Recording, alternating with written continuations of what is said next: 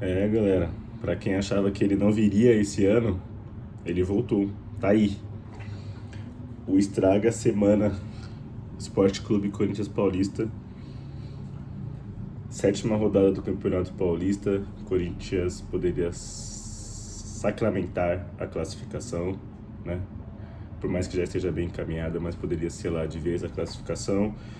Tentar ficar entre os quatro ali, né? Entre os três primeiros, para ter vantagem de jogar em casa nas próximas etapas ali. Mas acabou tropeçando em casa contra o Palmeiras, com a ajuda de Rafael Claus e tudo que a gente já imaginava. E sempre ele tentou, né?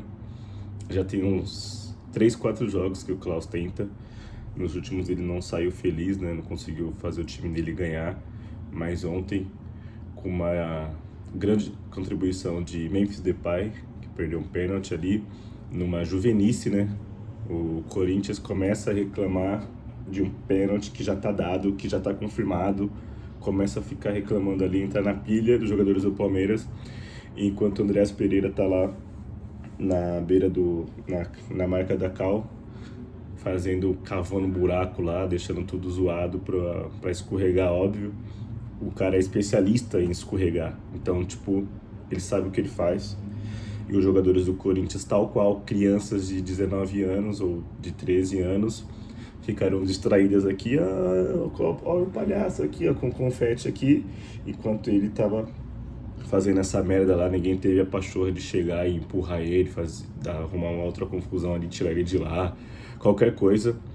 Um elenco extremamente juvenil e burro, sem cabeça para quando é clássico assim. Beleza, deveria ter impedido ele de fazer isso, mas também o Memphis Depay deveria ter conferido também, né, sei lá. Escorregou ali meio de bobo também. Porra, todo mundo viu, não é possível que ninguém no banco viu. E falou assim, meu, dá uma olhada lá antes de chutar, avisasse, porra, que o bagulho tava zoado, mas sei lá. Mas tudo bem, foi uma infelicidade do Memphis. O Corinthians não tá batendo bem pênaltis esse ano. Ano passado acabou classificando ali algumas vezes por causa dos pênaltis, né? Principalmente o Hugo Souza defendendo.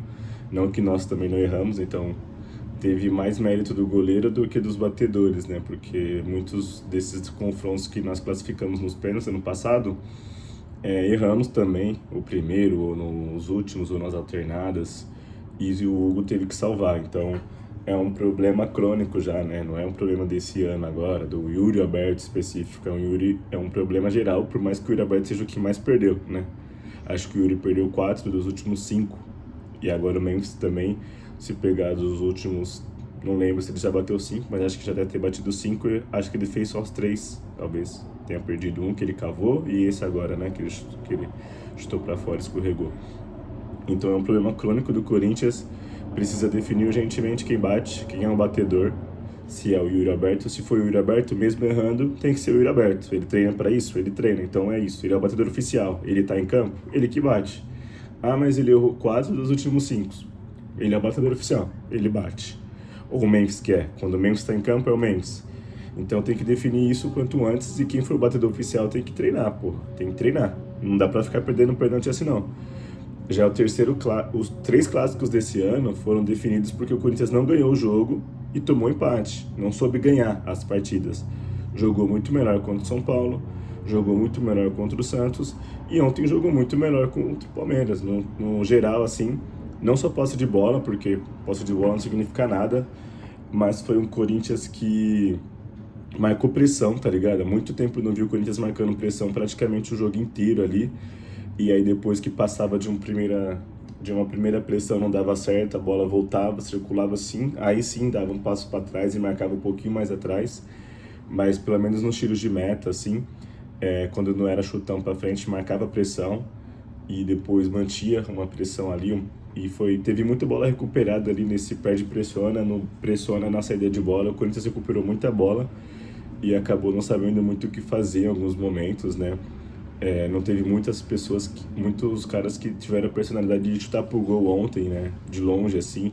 O Corinthians teve algumas bolas ali cercando a meia-lua, né? Da grande área.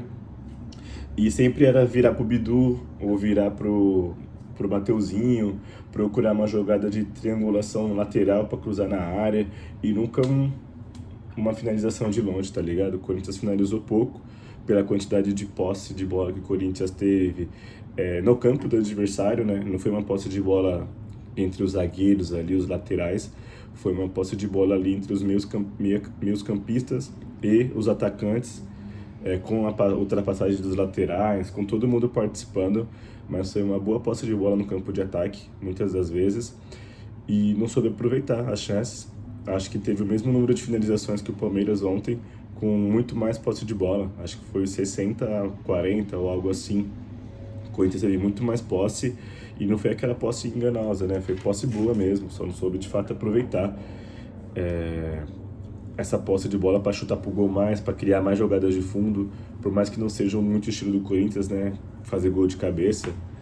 E até por isso me irritou muito depois, porque ele tira no final, óbvio, depois que tomou um gol, antes de tomar o gol, ele faz a substituição mais errada que eu já vi na minha vida, do Dorival Júnior, esse ano, né?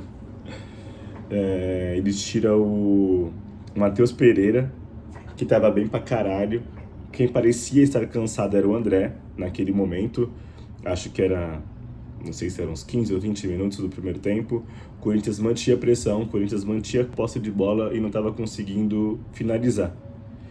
Eu entendo a intenção dele, não sei, tá? O Matheus Pereira também é um cara que deveria chutar pro gol e, de fato, como eu comentei, ninguém estava chutando. Então eu acho que ele pensou, vou colocar o Garro porque, como a gente tem posse de bola, ele é um cara que, se ele dominar ali, ele vai chutar pro gol, tem um bom chute e vai fazer, né, uma coisa diferente do que o pessoal que está em campo faz. Só isso, da minha cabeça, justifica, porque o Matheus Pereira estava muito bem, o André estava parecendo estar cansado e o Ranieri não ajuda, né? Sem a bola, com a bola ele não ajuda. Então, se fosse de fato para querer ganhar o jogo, você tira o Ranieri, recua o André ou recua o próprio Matheus Pereira, tanto faz. Os dois podem jogar de primeiro volante e deixa um time mais ofensivo com mais finalizadores. O Ranieri não chuta pro gol, não acerta a finalização, não marca, não acerta passe. Então, acho que foi uma escolha muito errada. Mesmo se o intuito era colocar um cara que chuta mais pro gol, que bate falta, que bate escanteio, tudo bem. Mas não tinha para que tirar o Matheus Pereira, a não ser que ele tenha sentido algo, mas que eu acho que tenha sido muito difícil, muito improvável que ele tenha sentido algo, né? Até agora não divulgaram nada. Então acho que foi aí que o Corinthians começou a se perder do jogo. Tanto porque tirou um cara que estava bem para colocar um que não joga mais futebol. Rodrigo Garro já tem mais de um ano e meio que não joga mais futebol. Ele é um esboço de jogador em campo, se rasteja em campo. Tudo que ele faz é numa dificuldade terrível, ele não consegue andar, ele não consegue correr, não consegue caminhar, ele não consegue trotar, ele não consegue acertar um passe de 3 metros, não consegue acertar um passe de 15, de 20 metros, que eles não sabem antes dele que era diferenciado. Não faz nada, ele não chuta pro gol, ele não cobra escanteio bem, não bate falta, não faz nada o Rodrigo Garro. Então tem que ficar no banco.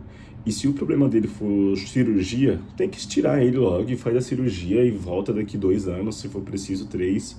Mas sai, não dá, não tá dando para jogar com o Rodrigo Garro. Toda vez que ele entra, é um a menos. Ou quando ele começa, é um a menos, tem que tirar ele quanto antes. Toda vez que ele é titular, você fala assim, porra, que horas que o Garro vai sair? Ele tem que sair do jogo, porque ele atrapalha. Não é aquele cara que não tá fazendo nada, é o cara que atrapalha. Ontem ele perdeu 3 bolas, que deu contra-ataque pro Palmeiras. O Palmeiras só tava jogando no contra-ataque. E aí uma dessas saiu gol. Uma hora ia sair, né? A primeira que teve foi o Hugo fez um milagre, pum, defendeu. A outra foi escanteio, o Mateuzinho chegou, cortou. E aí na terceira, pum, saiu o gol dos caras. Eu não tinha percebido, né, na hora. O Natan que me falou, meu amigo Natan, estava no jogo ontem, na hora da saída lá ele comentou que o Hugo para ele tinha falhado. Aí na hora que eu estava voltando para casa, ainda estava no metrô, falei para ele que eu não achava. Acho que dava para ter feito melhor, mas que não tinha sido falha porque desviou. Mas aí depois eu cheguei em casa, assisti de novo e assim, desculpa, não dá para espalmar ali aquela bola para onde ele espalmou, não dá. Porque se ele espalma pro lado, um pouquinho mais que se fosse pro lado, o cara não ia conseguir chegar. Mas ele espalma exatamente no pé do cara e isso não pode, tá ligado? O Hugo de 2026 já tem sido o Hugo que falha muito, tá ligado? Contra o Flamengo. O Flamengo não teve chance, então, tipo assim, não deu pra saber que o Hugo tá bem, tá ligado? Ah, o Hugo fechou contra o Flamengo. Não fechou. Esse ano o Hugo não fez nada, não sei, tá esperando chegar uma decisão por pênaltis? Pode ser, mas não dá pra viver de decisão por pênaltis. O Campeonato Brasileiro não tem decisão por pênaltis, são 38 rodadas. A primeira fase da Libertadores não tem decisão por pênaltis. São 5 jogos, 6 jogos, 5, sei lá. E você tem que ganhar e classificar. Acho que são 6, né? 6 jogos. Você tem que ganhar os 6, metade deles, ou mais da metade deles, pra classificar. Não vai ter decisão por pênaltis. Ah, quem ficar em terceiro colocado vai dividir pros pênaltis, que não sei o que, não. Depois, nas oitavas, beleza, tem o mata-mata, pode ser que vá pros pênaltis algum jogo e ele pode brilhar. Mas até lá, ele tem que jogar futebol. Não dá pra viver do passado, beleza, foi decisivo em vários anos. Acabou. Estamos em 2026, já passou. O jogo contra o Flamengo já faz 2 semanas, acabou. Foda-se, tá ligado? Foda-se. Zerou tudo. No Corinthians tudo zera. Todo dia zera. Tudo que você fez ontem, hoje zerou. Foda-se. O prazo de paciência é sempre até o próximo jogo. E no próximo jogo, que foi ontem, o Hugo falhou. O Mendes deveria ter feito pênalti, Rodrigo Garro deveria ter jogado muito melhor, ou então feito algo diferente. O Dorival errou em todas as substituições. Depois disso, então, que ele faz essa merda do Rodrigo Garro, que a gente toma um empate, ele vem com Dieguinho, que deveria ter entrado antes, no lugar do André. O André estava cansado, tirou o meio, pôs um atacante, tira o Breno Bidon e coloca o Pedro Raul. E aí acabou o jogo. Quando ele faz isso, acaba o jogo. Por quê? O Corinthians não tenta criar mais nada, não tenta fazer aproximação, não tenta fazer nada para chutar pro gol e começa a simplesmente virar a bola pro Matheus Bidu ou pro Mateuzinho, fazer chuveirinho na área. O goleiro dos caras tem 2 metros e pouco. Bola na área, assim, ele é meio estabanado? Ele é estabanado, mas assim, ele vai ganhar e vai chegar para encostar em quase todas. O Klaus, que é palmeirense, estava ajudando, então todo contato que tivesse com o Carlos Miguel, ele ia dar falta, que foi o que ele fez. E aí o cara ficava deitado no chão, aí ele levantava, caía o outro. Então, tipo assim, quando ele coloca o Pedro Raul no lugar do Bidon, que, tipo assim, tava jogando bem, não tem o meia, né? Não tem o Rodrigo Garro, não tem ninguém no meio de campo, é o Breno Bidon. Aí você tira esse cara e coloca o Pedro Raul pra enfiar atacante lá dentro. Aí coloca o Dieguinho que vai jogar aberto. Depois você tira o Matheus Bidu e coloca o Vitinho, que fez até uma fumaça ali no final do jogo. Vitinho sempre entra bem. Mas por que esperar tomar um gol? Por que no 0-0 não colocou o Vitinho e o Dieguinho pra mudar o jogo, pra dar velocidade pelos lados, pra fazer um contra um, com ultrapassagem dos laterais? Por que não quis mudar antes? Esperou tomar um gol. Sendo que não tava bom. Depois que mudou, colocou o Rodrigo Garro, piorou o Corinthians. Então, tipo assim, até eu colocar o Rodrigo Garro, o Corinthians estava bem. Até entender, não, vamos deixar mais uns minutinhos. Até pensei, eu deixaria até uns 25 minutos daquele jeito, mas eu acho que ele mudou antes, 19, 21 minutos no máximo, ele colocou o Garro. E eu deixaria até 25 com aquele time para ver se sairia um gol, e depois eu seria ousado. Colocaria 2 atacantes, igual ele fez, Dieguinho e Vitinho. Tiraria os volantes mesmo, que foi o que ele tirou, né? Tirou o André e o Breno Bidon. E o Bidu ele fez na loucura, né? Já desesperado. Mas o André e o Breno Bidon, beleza, poderia até tirar para botar 2 atacantes. Ficava com o Garro, né? Que é a opção que ele quis ficar, com o Ranieri, já que ele não quis tirar o Ranieri de jeito nenhum. Ficou com o Ranieri e o Garro ali para marcar. O Dieguinho também costuma fechar, o Vitinho também marca pelos lados, então ia ter algo. Mas ele não fez isso, ele esperou tomar um gol para ir pro desespero, bola na área com o Pedro Raul, que, tipo assim, com o máximo respeito ao Pedro Raul, o Corinthians não vai ganhar nenhum jogo com esse tipo de lançamento, assim, pra área, e o Pedro Raul vai fazer um gol. Não vai. Não vai ganhar um jogo esse ano, o Corinthians, com jogada de bola na área, no desespero, pro Pedro Raul fazer o gol de empate ou o gol da virada. Não vai ter. Desculpa, não vai ter. Não é a característica do Pedro Raul, ele não vai ajudar o time, ele não entrega isso. Ele só tem tamanho, não tem muita qualidade, ele é esforçado, mas assim, não vai ganhar desse jeito. Então se o Dorival pensa que vai acontecer isso, é muita burrice. Ainda mais no clássico, não dá pra fazer isso, tá ligado?